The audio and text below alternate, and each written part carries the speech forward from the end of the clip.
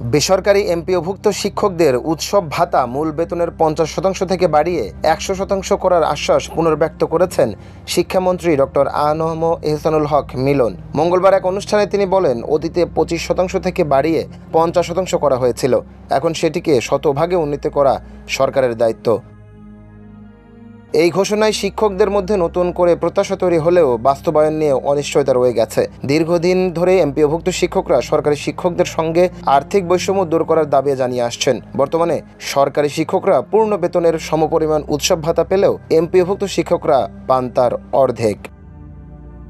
শিক্ষামন্ত্রী শিক্ষা ব্যবস্থার উন্নয়ন ও শিক্ষকদের মর্যাদা বৃদ্ধিকে সরকারের অগ্রাধিকার উল্লেখ করে বলেন, অতীতে নেওয়া অনেক উদ্যোগ পূর্ণাঙ্গভাবে বাস্তবায়িত হয়নি। বর্তমান সরকার সেই ঘাটতি পূরণে কাজ করছে এবং শিক্ষা খাতের সমস্যাগুলো ধাপে ধাপে সমাধান করা হবে।